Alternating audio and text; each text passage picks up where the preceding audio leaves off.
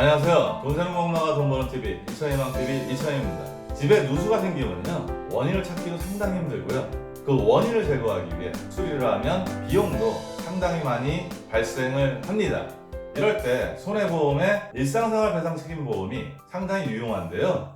일단 이 특약에 가입됐다면요, 누군가에게 배상할 일이 생기면 이 특약으로 보험금이 지급되는지 여부를 반드시 따져볼 필요가 있습니다. 오늘은 살고 있는 집에 누수가 생겨서요, 누수의 원인을 제거하기 위해 자기 집을 수리하고 보험금을 청구했는데 보험회사에서 보험금을 지급하지 않아서요, 금융감독원에 분쟁 조정을 거쳐 보험금을 받게 된 사례를 여러분들에게 소개해 드리겠습니다.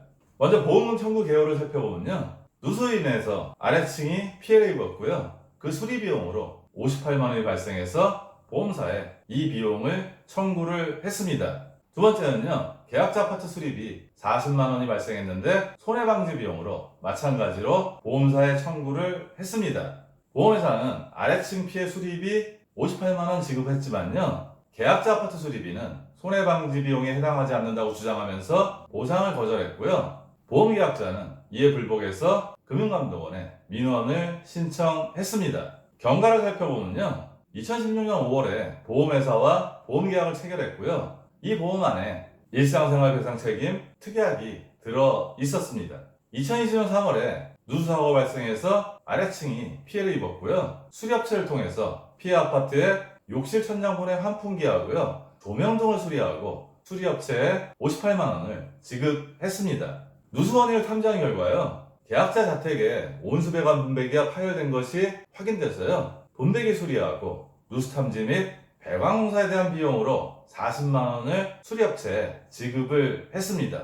즉 아래층 피해 금액 58만 원하고 누수 원인이 된 온수 배관 분배기가 파열된 것을 수리하는 비용으로 40만 원이 발생해서 이 두 건을 청구를 한 겁니다. 계약자는 본인 아파트 수리비는 이미 발생한 누수로 인한 손해 확대를 방지하기 위해 누수 원인을 탐지하고 누수 원인을 제거하는 데 소요된 비용이기 때문에 손해 방지 비용으로 보험사에서 보험금을 지급할 책임이 있다고 주장을 했습니다.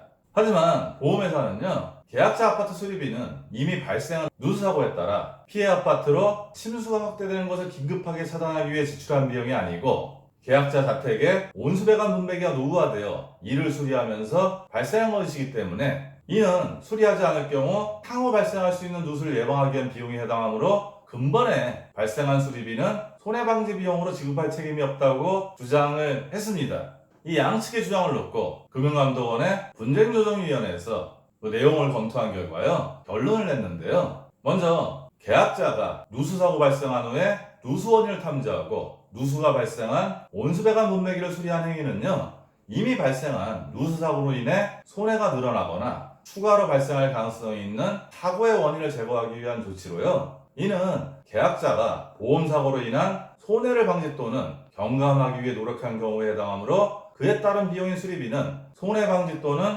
경감을 위해 지출한 비용 또는 유익했던 비용에 해당된다고 판단을 했습니다. 그리고 주택의 하자로 인해 보험사고가 발생한 후에 하자를 보수해서 사고의 원인을 제거하는 행위는 손해방지 경감행위에 해당될 수 있다고 판단을 했습니다. 즉 금융감독원 분쟁조정위원회에서는요, 자기 집에 온수배관 분배기가 노후화돼서 이를 교체한 거는 보험금을 지급할 의무가 없지만요, 온수배관 분배기를 고친 이유가요, 누수사고 이후에 사고가 더 커져서 손해액이 늘 수 있는 거를 계약자가 이것을 고침으로 해서 막았기 때문에 손해방지 비용에 해당되기 때문에 보험금을 지급해야 된다고 결론을 내린 겁니다.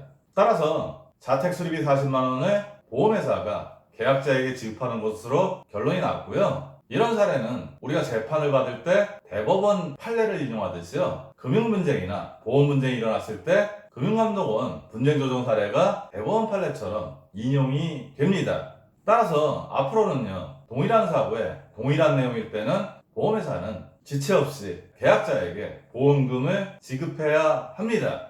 앞으로도 금융감독원 분쟁조정 사례를 발굴해서요, 여러분들에게 전달해 드리려고 합니다.